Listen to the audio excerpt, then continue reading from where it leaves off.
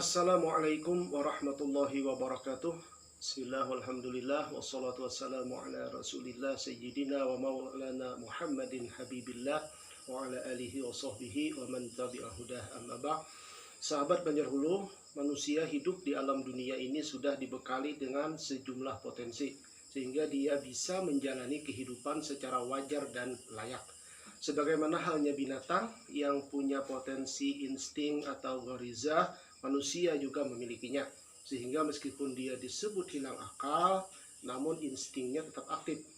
Manusia tanpa akal masih bisa beraktivitas seperti aktivitas umum yang dilakukan binatang, seperti makan, minum, dan aktivitas biologis lainnya.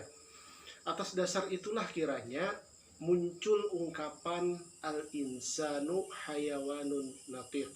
Manusia adalah hewan yang berpikir. Artinya manusia secara biologis yang termasuk salah satu jenis hewan sebagaimana halnya sapi, ayam, atau ikan. Tetapi karena manusia diberi potensi berpikir, dia menjadi berbeda dengan hewan lainnya. Dengan kata lain, kalau manusia tidak bisa berpikir, dia sama saja dengan hewan lain. Karena berpikir itulah yang menjadi ciri pembeda antara manusia dan binatang.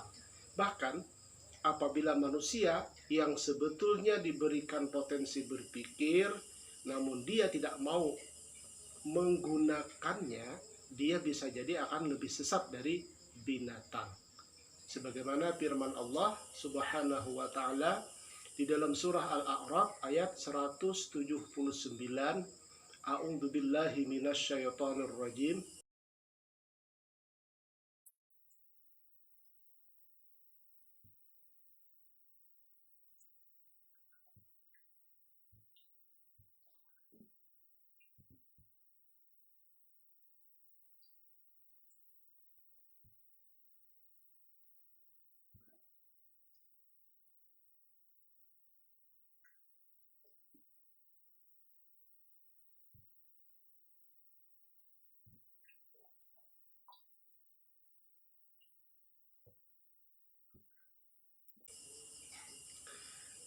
Dan sungguh akan kami isi neraka jahanam itu dari kalangan jin dan manusia.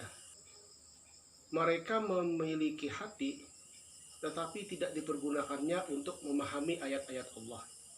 Dan mereka memiliki mata, tetapi tidak dipergunakannya untuk melihat tanda-tanda kekuasaan Allah. Dan mereka mempunyai telinga, tetapi tidak dipergunakannya untuk mendengarkan ayat-ayat Allah. Mereka seperti hewan ternak, bahkan lebih sesat lagi. Mereka itulah orang-orang yang lengah. Sahabat Banjar Hulu, menurut Imam Al-Qushairi rahimahullah di dalam tafsir Lataiful Isyarat,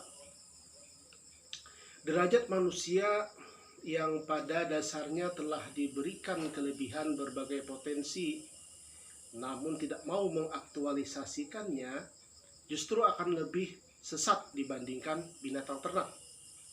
Karena binatang tidaklah diberikan beban keagamaan atau taklid. Sedangkan manusia, karena potensi berpikirnya itu, dia mendapatkan taklif di alam dunia ini. Jadi, manusia dan binatang memiliki rumpun potensi yang sama, yaitu an-nafs, yang bisa diartikan sebagai diri atau self, di mana karena adanya rumpun potensi itulah manusia dan binatang bisa merasakan keberadaan diri dan lingkungannya, bisa merespon apa yang datang kepada dirinya, dan mengambil sikap secara spontan dalam bentuk insting dan sebagainya, tanpa harus berpikir sebelumnya. Nah, apakah kita merasa cukup dengan potensi hewan itu? Jika jawabannya ya, berarti kita tidak berbeda dengan binatang. Adapun jika kita mampu menjawabnya tidak, berarti potensi khas kemanusiaan kita sudah aktif. Tinggal bagaimana kelanjutannya nanti agar kita bisa lebih baik dari binatang.